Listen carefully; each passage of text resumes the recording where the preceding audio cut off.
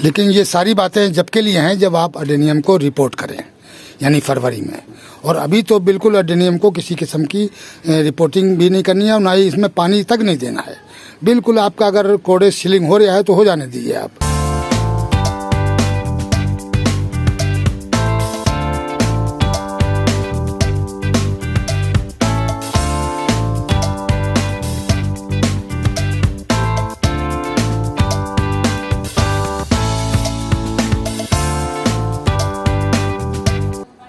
Hello guys everyone, कैसे हैं आप लोग? आप देख रहे हैं my YouTube channel the Mughals heaven. Mughal heaven में आप लोगों का स्वागत है। तो गाइस कई कमेंट्स आ गए हैं कि हमारे अडेनियम के जो कोडेस हैं वो सीलिंग हो रहे हैं। तो इस पीरियड में अगर कोडेस सीलिंग हो रहा है तो इसकी दो वजह हो सकती हैं। या तो आपने पानी ज़्यादा डाल दिया है, उस बेस पे अडेनियम गलने लगा है, नीचे से रोट हो गया है। और दूसरी वजह है कि कम पानी से भी अडेनियम स्टेम पे सीलिंग हो जाता है। तो अगर जो कम पानी से सीलिंग होता है तो उसकी तो कोई ऐसी बात नहीं है, वो तो ठीक हो जाएगा। और उसको अभी और 10 दिन पानी मत दें आप, 10-15 दिन, और ऐसी कोई बात नहीं है, उसको कुछ भी नहीं होगा। थोड़ा बहुत सीलिंग हो रहा है तो होने दें, लेकिन जैसे ही आप पानी उसको 10-15 दिन के बाद देंगे तो वो फिर सही हो जाएगा और उसका कोडेज भी फूल जाएगा और टाइट हो जाएगा। तो ऐसी कोई बात नहीं है। लेकिन जिन अडेनियम के कोडेज जो हैं वो ज़्यादा पानी डालने से अगर गल गया है या उसके ऊपर ओस पड़ गई है, उस बेस पे वो उसका कोडेज पिलपिला हुआ है, तो ऐसे लोगों को अगर वो निकाल के देखें अडेनियम को और उसके रूट को चेक करें। अगर रूट उसके गले हुए हैं तो उसका ट्रीटमेंट करके आप उसके रूटों को काट दें और काटने के बाद में उसमें फंगिसाइड लगाकर उसको अंदर शेड में सूखने के लिए रख दें कुछ दिन के लिए। वो कम से कम ये फरवरी तक उसको ऐसे ही रखा रहने दें। अगर थोड़ा बहुत बचा हुआ है और पूरा गल गया है तो फिर तो बेकार है वो, लेकिन अगर थोड़ा बहुत बचा हुआ है तो वो सही हो जाएगा। और सही होने के बाद में आप उसको फरवरी में रिपोर्ट कर दें दोबारा से, तो वो सही हो जाएगा। और तीसरी वजह और बता रहा हूँ आपको कि अगर बहुत ज़्यादा सीलिंग हो गया है कम पानी से तो आप उसको भी निकाल सकते हैं। अडेनियम को पोर्ट से निकाल लें और पोर्ट से निकालने के बाद में कटोरा टाइप का बड़ा सा हो और उसमें फंगिसाइड डाल लें और थोड़ा सा उसमें हाइड्रोजन पेरोक्साइड डाल लें और उसको डाल के उसको घोल को तैयार करके अडेनियम की रूट को धो के अच्छी तरीके से और उसके अंदर डाल दीजिए आप 1 घंटे के लिए। 1 घंटे तक अडेनियम उसके अंदर पड़ा रहेगा। तो आपका अडेनियम जो है वो 1 घंटे के बाद आप उसको निकाल कर और शेड में उल्टा करके लटका दें। फरवरी तक वो लटका रहेगा। तो वो सीलिंग तो हुआ है थोड़ा बहुत, लेकिन उसको कुछ नहीं बिगड़ा है। आप 1 घंटे के लिए जो डालेंगे पानी में, वो जितना उसे पानी चाहिए होगा वो ले लेगा। उसके बाद में आप उसको शेड में जब लटका देंगे तो फरवरी में जब रिपोर्ट करेंगे उसको तो अडेनियम आपका ग्रोथ ले लेगा फ़ौरन। और कोई घबराने की ऐसी बात नहीं है। आप जिस तरीके से मैंने बताया है कि आप किसी बर्तन के अंदर पानी भर के उसमें फंगिसाइड मिलाएं और उसमें हाइड्रोजन पेरोक्साइड 1 डांट के, जो उसी की डांट होती है शीशी की, उसकी 1 डांट आप हाइड्रोजन पेरोक्साइड उसमें डाल लें और फिर अडेनियम को उसके अंदर डाल दें 1 घंटे के लिए। 1 घंटा तक उसमें पड़ा रहेगा। जितना पानी अडेनियम को चाहिए होगा वो उसमें ले लेगा और आपका कोडेज जो है वो सही हो सकता है। अगर जब भी नहीं सही हुआ तो आप कोई बात नहीं, उसको आप लटका दें, हवा में लटका देंगे तो वो अडेनियम जब रिपोर्ट करेंगे तो सर्वाइव हो जाएगा। ऐसी कोई घबराने की बात नहीं है। और जो लोग अडेनियम की परचेज़ करना चाहते हैं, यानी ख़रीदना चाहते हैं नर्सरी वगैरह से, तो वो इस टाइम पे अगर ख़रीद के ला सकते हैं तो ले आइए।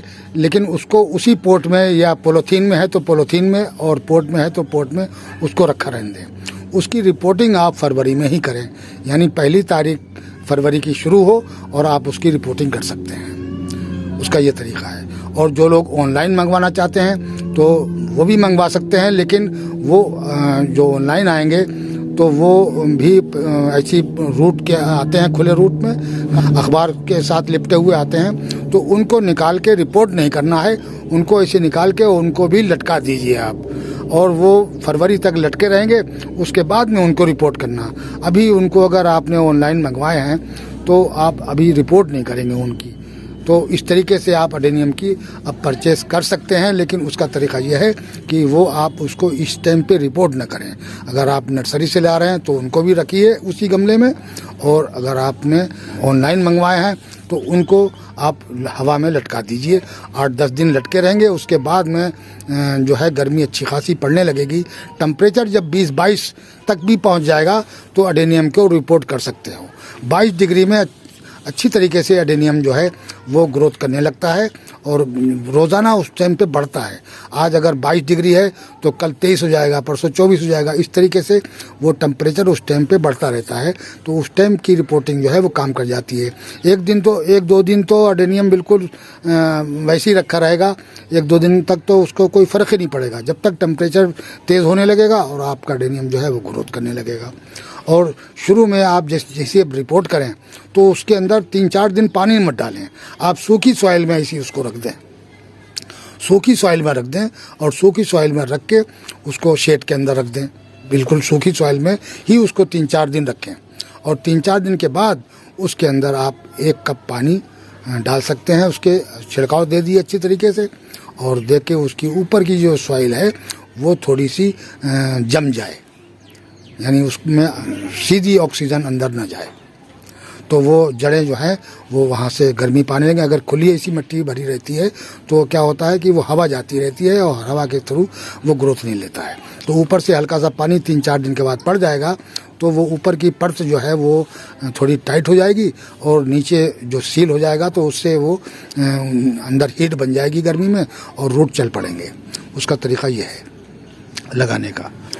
और दूसरी बात यह है कि जब भी आप रिपोर्ट करें तो उसमें अच्छी तरीके से फंगिसाइड ज़रूर मिला लें और नीम खली और बोन मील और काउडन, ये 3 चीज़ें अच्छी मिकदार में मिला के, यानी 2 टीस्पून के करीब आप बोन मील डाल दीजिए और 2 टीस्पून आप उसके अंदर नीम की खली डाल दें। 200-250 ग्राम के करीब उसमें वर्मी कंपोस्ट वगैरह हो तो वो डाल दें और नहीं तो काउडन हो तो काउडन थोड़ी कम डालिए। काउडन की ज़्यादा मात्रा में ना डालें क्योंकि काउडन ज़्यादा तेज़ होता है, वर्मी कंपोस्ट थोड़ी हल्की होती है। तो वर्मी कंपोस्ट तो आप ज़्यादा डाल सकते हैं, 250 ग्राम के करीब डाल दें उसके अंदर। और अगर काउडन है तो वो उसको ज़्यादा 150 ग्राम के करीब मिलाएं सॉइल के अंदर। यानी ये एक एडेनियम के बारे में हम बात कर रहे हैं और वो एडेनियम का पॉट भी आपका लगभग इस साइज़ का अगर है तो इसमें इतनी खाद चलेगी। और बड़ा है और लॉन्ग वाला है तो इसमें थोड़ी जो है वो और कम पड़ेगी। और उसके अंदर धान की भूसी मिला लीजिए आप, वो भी करीब 100-150 ग्राम हो, ज़्यादा ना हो। वो हल्की होती है, बहुत ज़्यादा चढ़ जाती है। धान की भूसी जो होती है वो काफ़ी ढेर सी चढ़ आ जाती है, तो वो 100 ग्राम या 150 ग्राम ही काफ़ी हो जाएगी, वो मिला लें। और उसमें 10% करीब सेंट मिला लें सॉइल के अंदर आप अमदी, और इसका मिक्सचर बनाएं। और थोड़ा बहुत उसके अंदर करीब 2 टीस्पून के करीब अगर आपके पास राख है या कोयला है उसको फोड़ लीजिए। अगर राख नहीं है तो अगर कोयला मिल जाए आपको तो उसको फोड़ के बारीक कर लें और वो मिला लें, तो वो भी उसका काम करेगा। आपका ये फंगिसाइड सॉइल के अंदर जो फंगस होती है वो उसको मार देगा।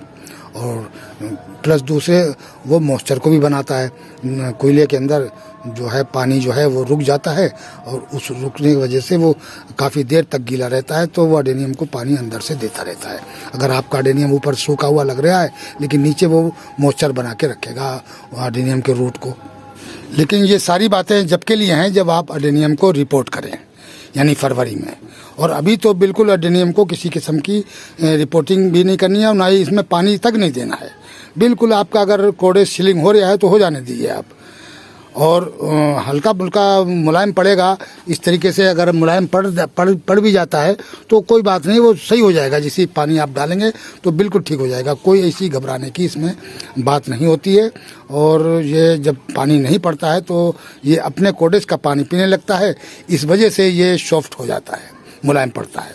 और ज़्यादा अगर सिकुड़ गया है, बिल्कुल पिलपिला हो गया है, तो उसको निकाल के देखिए कि हो सकता हो वो रूट हो गया हो। तो अगर रूट हो गया है तो उसकी रूट को काट कर अच्छी तरीके से सफाई करके उसका कोई भी सड़ा हुआ निशान बाकी ना बचे, और उसमें अच्छी तरीके से फंगस पाउडर लगा के और आप उसको सुखा लें पहले। तो वो 10-12 दिन रखा रहेगा, जब तक आपकी फरवरी आ जाएगी और जब आप उसको रिपोर्ट कर दें। और दूसरे अगर जिनके एडेनियम थोड़े बहुत पिलपिले हुए हैं तो उनको ऐसे रहने दें, उनको बिल्कुल पानी की ज़रूरत नहीं है अभी, जब तक टेम्परेचर 22 डिग्री तक न पहुंच जाए। 22 डिग्री पहुंच जाए आप, तब उसके अंदर मुश्किल से जैसे चाय का कप होता है इतने पानी में आप फंगिसाइड डालकर आधा टीस्पून और घोल बना लें और उस पानी को आप पहली बार दे दें। तो ये जब 22 डिग्री टेम्परेचर आए, जब उससे पहले नहीं। तो इस पीरियड में जो है वो पानी की अभी बस ज़्यादा दिन नहीं रहे हैं, अब ज़्यादा 10-15 दिन में ये जो इस टाइम पे बहुत ज़्यादा पीक पे ठंड पड़ रही है, तो ये 10-15 दिन में बिल्कुल सही हो जाएगी और धूप में तेज़ी हो जाएगी और आपके एडेनियम जो है ग्रोथ करने लगेंगे। और बस उससे अगला महीना जो है वह फ्लावरिंग का शुरू हो जाएगा और आपका बेहतरीन किस्म के एडेनियम की ये परेशानी जितनी भी है सिर्फ सर्दियों की इस महीने की है ख़ास तौर से, क्योंकि इस महीने में ओस और पाला बहुत ज़्यादा गिरता है और काफ़ी जो मौसम है बहुत ज़्यादा ख़राब रहता है, बारिश के भी अंदेशे होते हैं और बारिश अभी कहीं भी पड़ सकती है। बारिश का अभी बिल्कुल से नहीं टला है मामला, तो बारिश का बिल्कुल ध्यान रखें। जिस टाइम पे बारिश पड़ने को हो उस टाइम पे आप अपने एडेनियम को ज़रूर सेव कर लें, और नहीं तो एडेनियम के मरने के पूरे चांस बन जाते हैं। ये आखिरी दिन जो है वो ज़्यादा ख़तरनाक है और जो आप जिस टाइम पे पानी देना शुरू करेंगे उस टाइम पर भी अगर एक्स्ट्रा पानी हो गया तब भी एडेनियम मर जाएगा। तो इसीलिए थोड़ा सा पानी, मुश्किल से चाय के कप के बराबर पानी लीजिए और उसमें भी फंगिसाइड मिला लें और फिर दें अपने एडेनियम को। तो दोस्तों आज के वीडियो में इतना ही, मिलते हैं अगले वीडियो में नए टॉपिक और नए कंटेंट के साथ। अगर हमारा वीडियो अच्छा लगे तो लाइक कीजिए, शेयर कीजिए और सब्सक्राइब कीजिए। शुक्रिया, धन्यवाद।